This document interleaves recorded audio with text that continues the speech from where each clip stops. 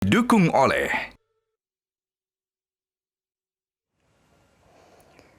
Fase gelombang pertama kepulangan jemaah haji Indonesia berlangsung dari 4 Juli hingga 18 Juli 2023. Sementara gelombang kedua mulai tanggal 19 Juli hingga 2 Agustus 2023. Lantas apa kegiatan jemaah haji Indonesia sembari menanti tanggal kepulangan? Kita sudah tersambung dengan jurnalis Metro TV di Makkah, Arab Saudi, Ami Melan Rosa.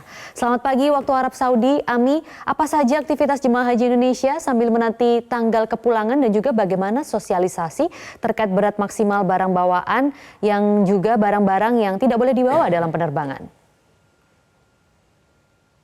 Ya, selamat pagi Maria dan juga pemirsa Metro Siang. Betul sekali tadi seperti yang Maria sampaikan bahwa fase kepulangan jemaah haji Indonesia gelombang pertama dimulai kemarin hingga 18 Juli dan di Mekah ini jemaah haji Indonesia sambil menanti kepulangan. Sebagian diantaranya memilih untuk berbelanja ke toko-toko souvenir atau oleh-oleh untuk membeli berbagai macam kebutuhan atau oleh-oleh bagi sanak keluarga di kampung halaman.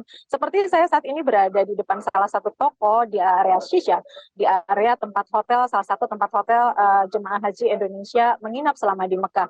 Jadi biasanya memang toko-toko ini dibuka setiap ada musim haji dan menjual berbagai souvenir atau oleh-oleh khas dari tanah suci. Dan biasanya jemaah haji Indonesia tadi baru saja jemaah haji Indonesia banyak berdatangan ke toko ini untuk membeli berbagai barang atau oleh-oleh seperti misalnya gamis, kemudian ada sajadah, dan pernak-pernik lainnya untuk dibawa pulang ke tanah air. Selain itu juga ada jemaah yang membeli berbagai pernak-pernik di toko-toko atau pedagang dadakan yang ada di sekitar hotel-hotel Maria. Dan sebagian lainnya selain berbelanja tentunya memanfaatkan waktu selama di Mekah dengan menggunakan bis salawat untuk menuju Masjidil Haram. Bis salawat ini adalah bis yang beroperasi 24 jam mengantarkan jemaah haji Indonesia dari hotel ke Masjidil Haram. Di Masjidil Haram jemaah haji Indonesia menunaikan berbagai ibadah sunnah seperti umrah sunnah dan juga untuk jemaah haji Indonesia yang akan pulang ke tanah air, mereka melakukan tawaf wada atau tawaf terakhir atau tawaf perpisahan. Dan mengenai tadi Maria, ini masih berkaitan dengan oleh-oleh dan barang bawaan, mengenai bahwa jemaah haji Indonesia tidak boleh membawa barang melebihi kapasitas dan juga membawa barang-barang yang dilarang, salah satu air zam-zam.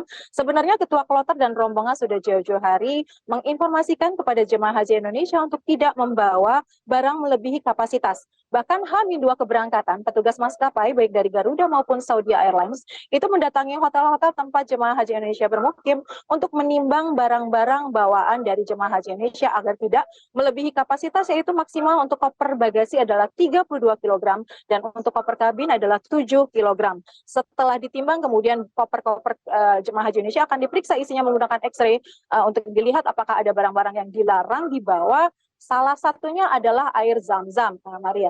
Di hari keberangkatan pertama kemarin di bandara ditemukan masih ada jemaah haji Indonesia yang nekat membawa air zam-zam ke koper dan kemudian akhirnya dibongkar dan tidak boleh dibawa.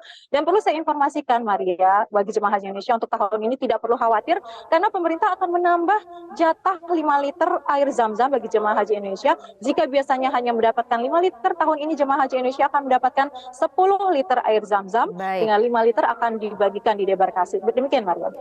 Baik, Ami Melan Rosa, terima kasih untuk informasinya dan selamat bertugas kembali.